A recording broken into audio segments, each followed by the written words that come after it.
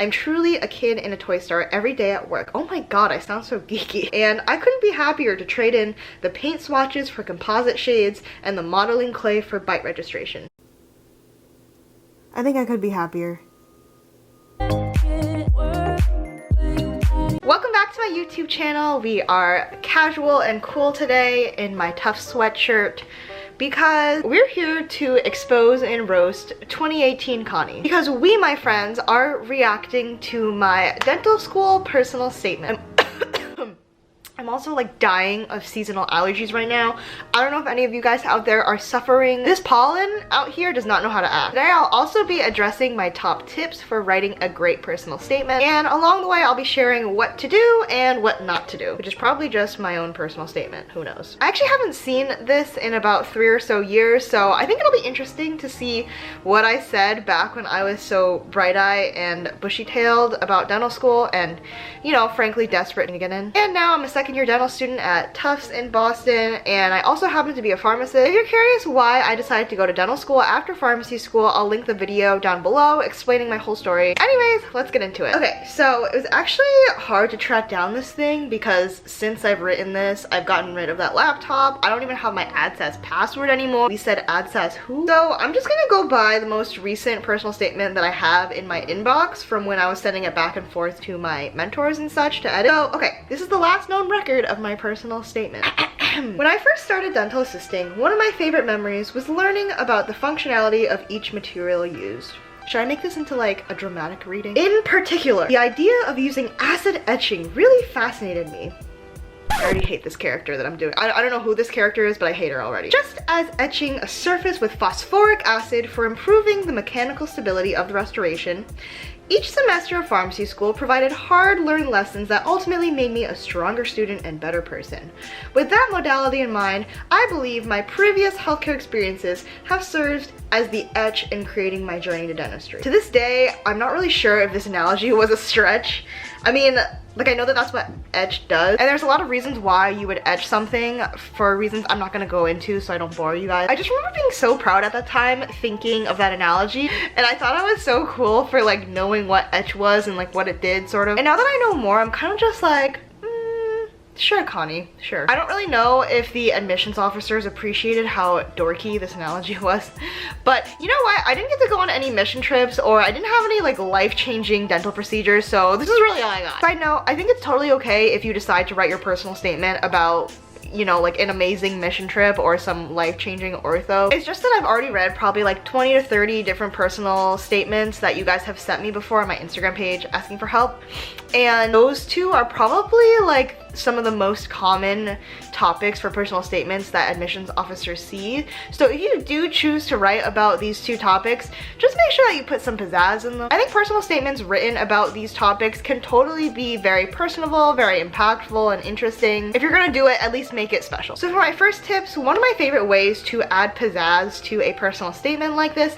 is to really create a single scene. What I mean by that is really flesh out a singular moment in time. So like really flesh out like all the details of like a morning on that mission trip. Talk about what you like smell, what you see, what you hear, or really flesh out the scene of an appointment with that special orthodontist that you met. The idea here is that you want the reader to instantly be transported to whatever scene you're describing and kind of forget where they are. You want the reader to really be immersed in what they're reading. And that's because if you just write a personal statement that's like, oh, in 2018 I went on this awesome mission trip to this awesome country where we did awesome procedures, that's basically just reading off your resume. They already have your resume, so there's no need to be redundant. What your resume doesn't have is the personal experience of being there, and that's like the sights, the sounds, and the smells of being on that mission trip. I always think about it this way. You only have X amount of seconds to make a first impression on a reader. You're either going to impress them and then they'll keep reading and clinging on to every detail, or you'll bore them and then they'll start to just skim your essay. And that's bad, because then you know what? They're gonna start skimming your application. And next paragraph. I enrolled in the direct entry pharmacy program at the University of Rhode Island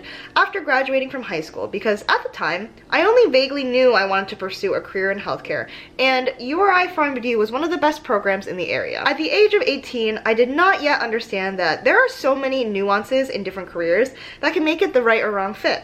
Pharmacy school first etched my career by providing so many challenging experiences as well as valuable eye-opening lessons. The rigorous didactic schedule of exams, labs, and patient simulations forced me to realize and improve upon my weaknesses and acknowledge my strengths. Moreover, the failures and disappointments along the way taught me resilience and humility. Actually, I have nothing to roast here. I pretty much agree with what I was saying.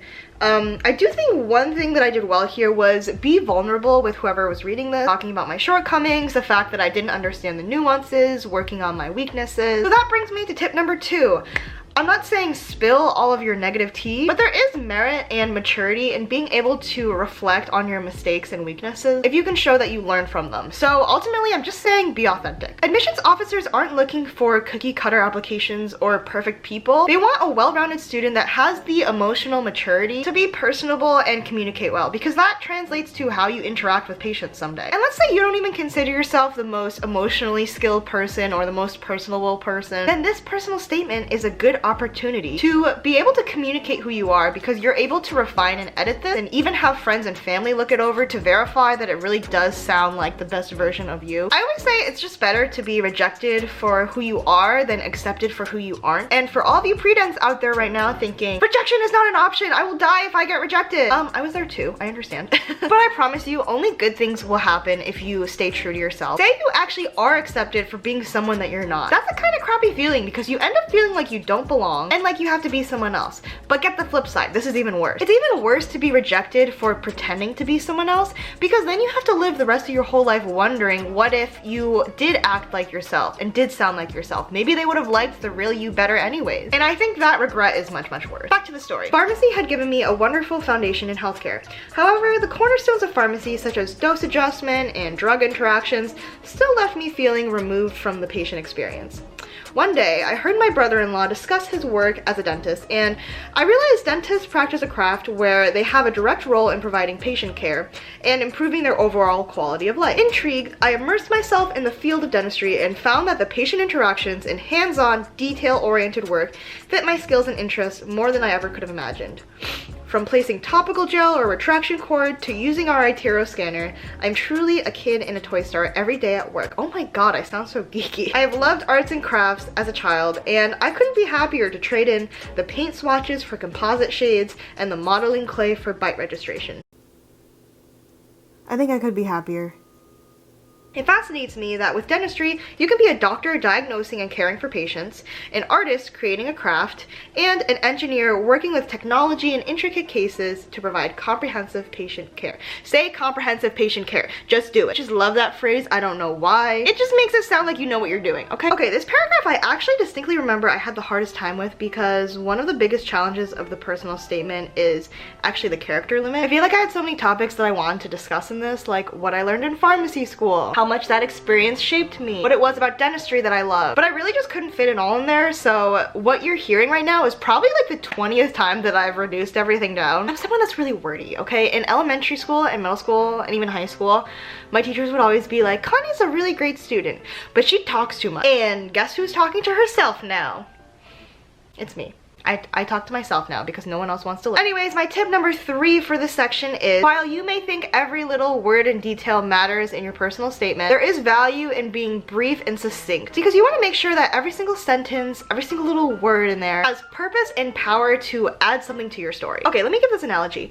You know those crappy sugar cookies at the grocery store? You know the kind. They're like so pretty on the outside, like they have pretty frosting, little sprinkles on top. They look like thick too. But then you bite into one and they're actually like not that good. They don't really add much to your lunch or party, what have you. That is filler content. You don't want that in your personal statement. This personal statement has to be made out of like grandma's homemade chocolate chip cookies. You know, warm, gooey chocolate in the center, maybe a little bit chewy on the edges. I am so hungry right now. You want grandma's quality content that is straight to the point and original. Even though the recipe is probably on the backs of the chocolate chip bag. I'm just saying. I didn't see anything, but I'm just saying. This is where having other people proofread for you is really helpful, because in your head, you could be like, this is the greatest line ever. It sets the scene for X, Y, and Z. But then someone else reading this can just be like, no, I got the point. We don't need this. Or they can even be like, I don't really understand where you were going with this. So basically, just always have a fresh pair of eyes to make sure that every single sentence has a purpose. Okay.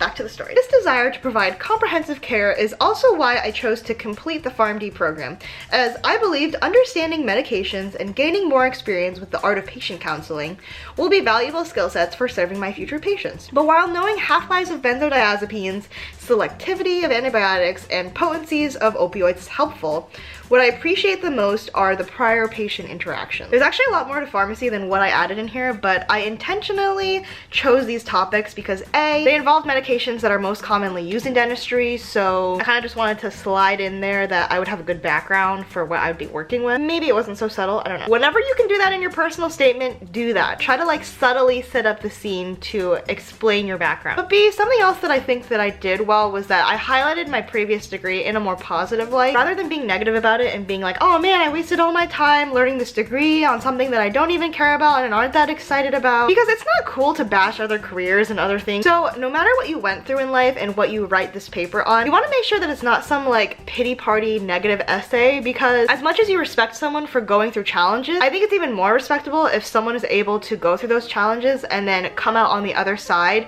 seeing them in like a positive light, or being able to see how that experience shaped you. Think about it this way. Whoever's reading your essay probably read 50 essays before yours and is gonna read 50 more essays after that. So if you can leave them with a story that's not only able to make them feel something, but make them feel good after reading it, then more power to you. Okay, above all, the various patients that I've met from rotations and volunteer experiences have shaped my aspirations for the type of dentist that I want to be. From counseling elderly patients in nursing homes, I learned the importance for dignified care with shared decision making. Shared decision making, along the same lines of comprehensive patient care, add the phrase shared decision making, just do it. Honestly, pharmacy school just taught me a bunch of clinical buzzwords that I think as a 20-year-old I just like to flex. And you know what, go off sis. While working with homeless patients struggling with substance abuse, I realized the power of compassion, patience, and building trust. My experiences at a pediatric psychiatric hospital opened my eyes to the stigmas of mental health and the need to serve those facing health disparities. I'm thankful for these patients as they've changed the way I perceive the elderly patient uncomfortable with their partial denture, or the financially disadvantaged patient reluctant to address their periodontal disease. Okay, I kind of like what I did here. I took my previous experiences and then shaped them into relevant patient cases. I wonder why I felt the need to be specific and go with partial denture. Like, why not just say denture? So yeah, my tip with this section is to be specific enough so that you can describe how your past prepares you for your future, but you don't have to be super detailed and be like, we were working on a number 5 MOD composite. Okay, last section. These experiences have shaped me to turn my duties as a provider into opportunities to positively impact my patients' lives in return. And ultimately, I'm excited and hopeful that I will one day be able to attend dental school, where the rigorous courses, clinical patient experiences, and new unexpected challenges will continue to etch me personally and professionally towards a career in dental medicine. Okay, what I like about what I did here was a stylistic thing that you guys don't have to do. But I kind of like how I broke this personal statement into 3 sections, right? It was kind of like past, present, and future. I talked about how rigorous and demanding my past with pharmacy school was. I talked about my present and how my present rotation experiences with patients really helped me. And then I shifted the focus to the future by being like, okay, the ball's in your court. I hope that in the future I'll be able to face these new challenges. And I think it's good that by saying new challenges will continue to edge me personally and professionally, I think it shows that I understand that even though I have this extensive clinical background, that I still have like the humility to know that I'm about to learn a lot more than I could possibly comprehend. And it's not like, oh, I'm already a doctor, I already know everything, like that kind of vibe, you know? And that was my personal statement. In summary, be authentic, make sure to have lots of friends and family read this so that they can verify that it sounds like yourself. Be specific about how your past will really help your path as a dental student and dentist. Really set the scene for the story that you're telling, make them feel like they're immersed in it. And honestly, just don't write a boring personal statement. Make sure that when you read it, someone else would read it and be like, you know what, this was interesting. I feel like I walked away meeting someone new. Because that's basically what this is. Basically, you want the admissions officer to walk away knowing who you are, why you want to do dentistry,